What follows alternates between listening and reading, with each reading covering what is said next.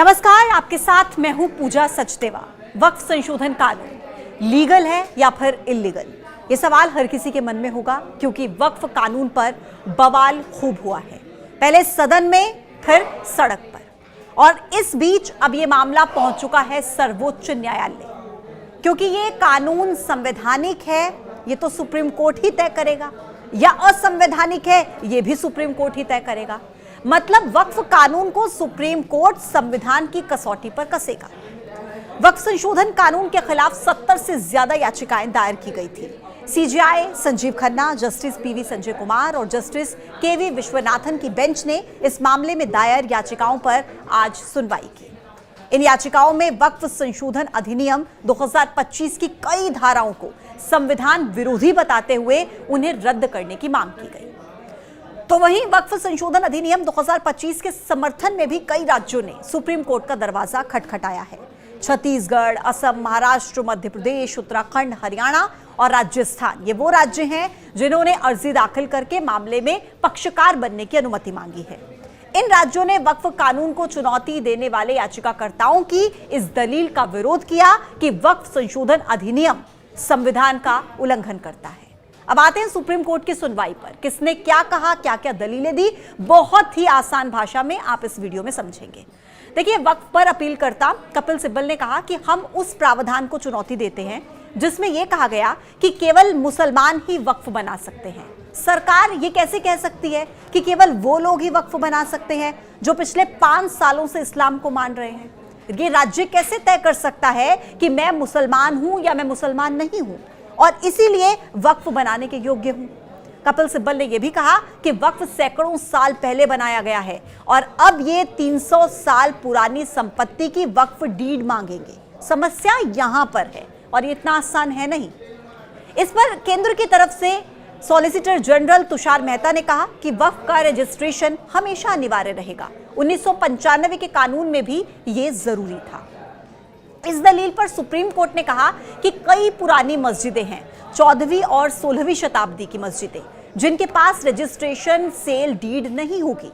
फिर सीजेआई ने इस पर केंद्र से पूछा कि ऐसी संपत्तियों को आप कैसे रजिस्टर करेंगे, उनके पास क्या दस्तावेज होंगे, क्या डॉक्यूमेंट्स होंगे। वक्फ बाय यूजर मान्य किया गया है, अगर आप इसे खत्म करते हैं तो समस्या होगी।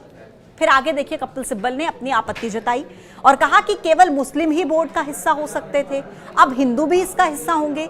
ये अधिकारों का हनन है। आर्टिकल 26 ये कहता है कि सभी मेंबर्स मुस्लिम होंगे। यहां पर तो 22 में से 10 मुस्लिम हैं। सुप्रीम कोर्ट ने केंद्र से पूछा कि क्या वो मुसलमानों को हिंदू धार्मिक ट्रस्ट का हिस्सा बनने की अनुमति देने के लिए तैयार हैं? बड़ा सवाल। हिंदुओं के दान कानून के मुताबिक कोई भी बाहरी बोर्ड का हिस्सा नहीं हो सकता है। वक्फ प्रॉपर्टी है या नहीं है, इसका फैसला अदालत को क्यों नहीं करने देते?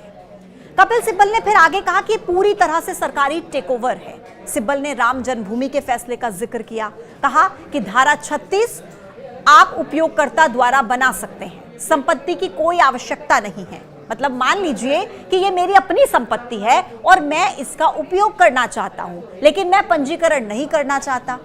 जिस पर सीजेआई ने कहा कि आखिर पंजीकरण में दिक्कत क्या है, रजिस्ट्रेशन में समस्या क्या है?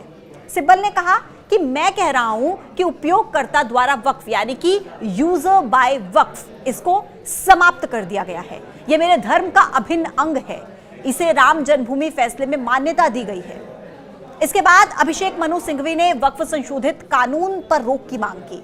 उन्होंने सुप्रीम कोर्ट से कहा कि यह केस इसका नहीं कि किस किस याचिका को हाई कोर्ट भेजा जाए।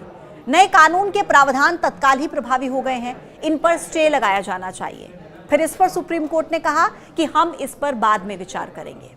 अभिषेक मनु सिंघवी ने कहा कि हमने सुना है कि संसद की जमीन भी वक्फ की है, जिस पर सीजेआई खन्ना ने जवाब दिया कि हम ये नहीं कह रहे कि सभी वक्फ गलत तरीके से पंजीकृत हैं, लेकिन कुछ चिंताएं जरूर हैं। उन्होंने सुझाव दिया कि इस मामले की सुनवाई हाई कोर्ट को सौंपी जा सकती है। फिर अभिषेक मनु सिंघवी के बाद कुछ और याचिकाकर्ताओं ने इस कानून पर रोक की मांग की, जिस पर सीजेआई ने कहा कि अब वो कानून पर रोक की मांग को लेकर किसी भी याचिकाकर्ता को नहीं सुनेंगे। सीजेआई ने कहा कि बस हो गया, अब हमें मौका दीजिए। सॉलिसिटर जनरल तुषार मेहता ने कहा कि अदालत इस समय उस कानून पर सुनवाई कर रही है जिसे बहुत बड़ी चर्चा, विचार विमर्श के बाद लाया गया। अब मैं वो सच्चाई सामने रख रहा हूं जिसे याचिकाकर्ता नजरअंदाज कर रहे हैं। इस कानून को बनाने के लिए एक संयुक्त संसदीय समिति जेपीसी का गठन किया गया। इस समिति ने कई बैठकें की, देश के बड़े बड़े शहरों का दौरा किया, विभिन्न पक्षों से परामर्श किया और 29 लाख सुझावों पर गंभीरता से विचार किया और उसके बाद इसको सदन में पास करवाया गया। सीजेआई ने केंद्र सरकार के वकील तुषार मेहता से पूछा कि अगर आप उस रास्ते पर जा रहे हैं तो क्या आप गैर हिंदुओं को भी हिंदू बंदोबस्ती बोर्ड का हिस्सा बनने की अनुमति देंगे। कुल मिलाकर सुप्रीम कोर्ट ने केंद्र से भी इस मामले पर तीखे सवाल किए और अब इस मामले पर अगली सुनवाई 17 अप्रैल यानी कि कल दोपहर को 2 बजे एक बार फिर से शुरू होगी। आज के इस वीडियो में इतना ही। कल फिर होगी मुलाकात एक नए वीडियो के साथ। तब तक के लिए आप देखते रहिए न्यूज़ 18। नमस्कार।